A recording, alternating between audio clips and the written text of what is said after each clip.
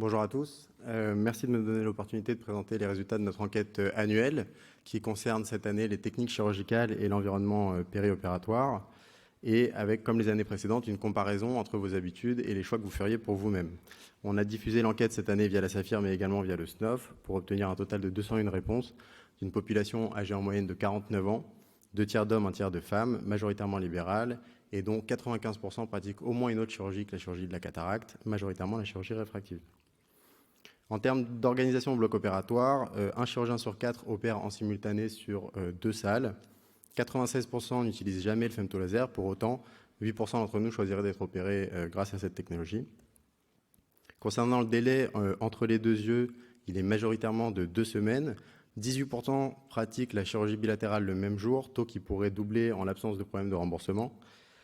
Concernant les choix pour nous-mêmes, c'est assez cohérent avec un délai majoritaire de 2 semaines et 5% qui souhaiteraient être opérés des 2 yeux le même jour. La taille standard de l'incision principale est de 2,2 mm avec une contre-incision réalisée majoritairement avant l'incision principale. Et pour nous-mêmes, une tendance peut-être à choisir une incision un tout petit peu plus petite, mais pas plus de 1,8 mm. Pas plus de 1,8 mm que ce qu'on fait en pratique.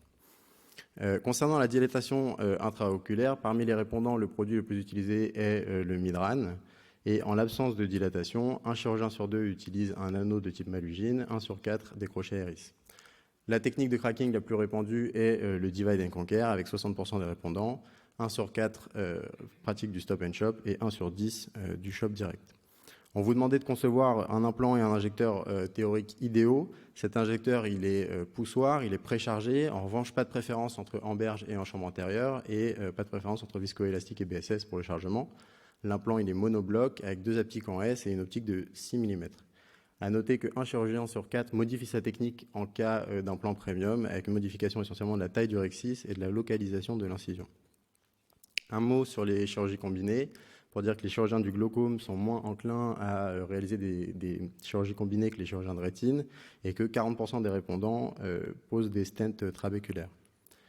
L'anesthésie, elle est très majoritairement topique, elle est surtout topique avec sédation et en cas de terrain ou de cataracte compliquée, 30% ont recours à l'anesthésie générale, 15% à la péribulbaire. L'antibioprophylaxie, elle est systématique pour 97% des chirurgiens.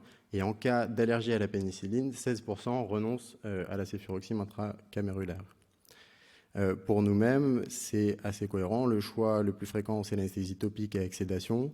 12% souhaiteraient être opérés en anesthésie topique pure. 20% pour être opérés sans anesthésiste. 28% seraient prêts à être opérés dans des unités opératoires mobiles type arc stérile sur G-Cube. À l'inverse, 10% souhaiteraient être opérés sous anesthésie générale.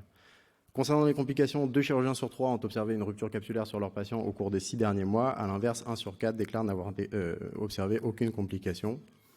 On vous demandait si vous seriez prêt à opérer votre famille et un peu moins d'un chirurgien sur 2 opérerait ses parents et ses frères et sœurs. Et si vous deviez choisir votre propre chirurgien, les critères de choix seraient majoritairement sa capacité à gérer les complications, en numéro 2 son volume chirurgical, puis en numéro 3 sa renommée. Quelques tendances avant de conclure. Augmentation du volume chirurgical par chirurgien, c'était une tendance qui avait déjà été observée par le Dr Gold. Les chirurgiens opèrent chacun de plus en plus car le volume total a largement augmenté. Le choix du chirurgien, on a observé qu'il était influencé par le volume chirurgical. Pour ceux qui opèrent moins de 300 cataractes par an, c'est tout d'abord la gestion des complications, puis le volume chirurgical, puis la relation personnelle avec le chirurgien qui influe sur ce choix. Pour ceux qui opèrent plus de 500 cataractes par an, c'est tout d'abord le volume chirurgical, puis la renommée, et seulement en 3e position, la gestion des complications. Ceux qui pratiquent la chirurgie bilatérale simultanée sont 11% à la choisir pour eux-mêmes, contre 3% pour les autres. Et enfin, un mot sur l'anesthésie, qui est très largement topique, ce qui est en constante augmentation. L'anesthésie topique pure, qui se répand de plus en plus, semble convaincre ceux qui la pratiquent, puisque 44% d'entre eux seraient prêts à être opérés en anesthésie topique pure, contre seulement 2% de ceux qui ne le pratiquent jamais. 32% seraient prêts à utiliser le Surgicube ou l'arc stérile, enfin être opérés en Surgicube ou arc stérile. Et enfin, 10% d'entre nous choisiraient d'être opérés sous anesthésie générale, ce qui est ni corrélé au volume chirurgical ni aux complications observées. Et chiffre peut-être anecdotique, mais je n'explique pas, c'est très majoritairement des ophtalmos libéraux. Je vous remercie pour votre attention et vous donne rendez-vous pour l'enquête de l'année prochaine. Merci.